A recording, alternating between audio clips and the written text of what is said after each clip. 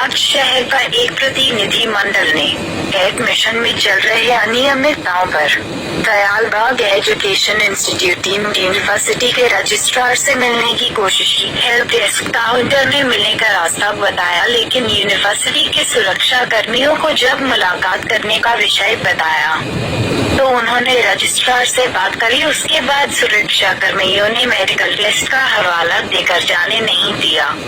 पूछने पर बताया कि शरण हॉस्पिटल से पैसे देकर मेडिकल सर्टिफिकेट बनवाना पड़ेगा, जबकि लोगों का आवागमन चल रहा था।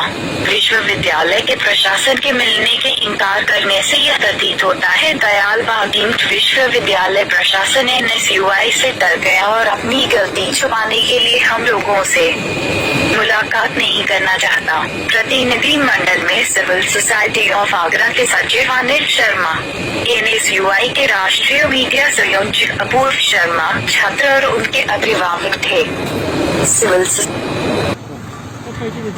मैं अनिल शर्मा हूँ, secretary civil society of Agra.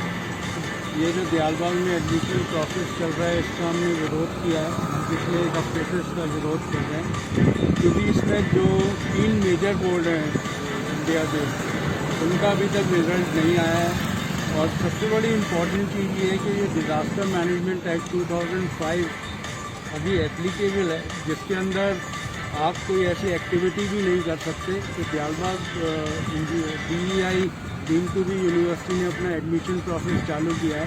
इन्होंने ऑनलाइन और फिजिकल प्रेजेंस के साथ भी टेस्ट लिए हैं, जिसका हम विरोध करते हैं। और हमने आगरा के एडमिनिस्ट्रेशन को भी लिखा है कि इस पर कार्रवाई की जाए, उसकी जानकारी ली जाए कि ये कैसे हुआ।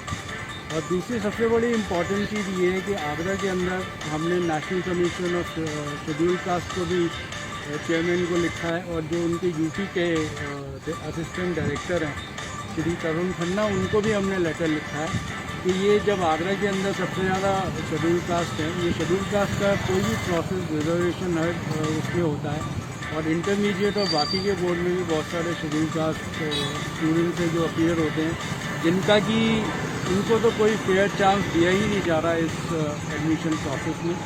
और तीसरी चीज़, हम मानते हैं कि जो DEI का अपना प्राइवेट जो बोर्ड है 10th और 12th का, जिसका एग्ज़ाम इन्होंने कर लिया, और उन्हीं बच्चों को वो एडमिशन देना चाहते हैं, और जिसके लिए ये सारी चीज़ें की जा रही है, हम इसका विरोध करते हैं। और हमने साथ में ही जो आगरा के दोनों MPs हैं उनको भी लेटर लिखा है, सारी चीज़ों को अवगत कराते हुए कि ये जो एडमिशन प्रोसेस है उसको तत्काल से रोक दिया जाए, और जब सारे बोर्डों के रिजल्ट आ गए तभी ये एडमिशन प्रोसेस किया जाए और सबको फेयर चांस दिया जाए।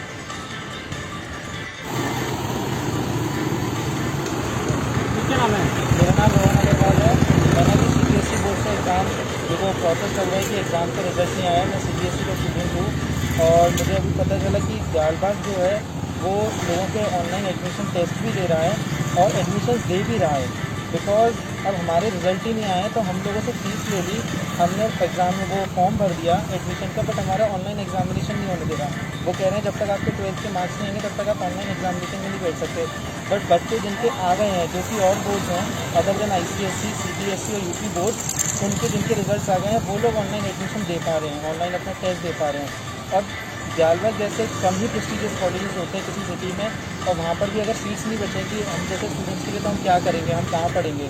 अब हमारे 10th के मार्क्स अच्छे हैं, हमारे 12th के मार्क्स, हमारे एग्ज़ाम्स अच्छे गए हैं, तो हम इस पर तो डिपेंड नहीं हो सकते ना कि हम इस वजह से किसी गंदे कॉलेज में चले जाएंगे। हमें भी एक अच्छे कॉलेज में जाना चाहिए। हर किसी को एक फेयर चांस मिलना चाहिए कि अगर किसी ने मेहनत करी है अपने लिए पूरी तरह, तो उसे एडमिशन मिलना चाहिए दयालबाग जैसे इंस्टीट्यूट में। तो मेरा यही पॉइंट है कि एटलीस्ट मतलब थोड़ा सा तो आपको वो देखना चाहिए कि बच्चे हैं, सब इतनी मेहनत कर रहे हैं, एक इक्वल चांस सबको देना चाहिए। ऐसा नहीं करना चाहिए कि कुछ बच्चों के एग्ज़ाम, क्योंकि अब हमारी क्या गलती है अगर रिजल्ट नहीं आया CBSE का, कोरोना वायरस हो गया, तो हमारा क्या एरर है।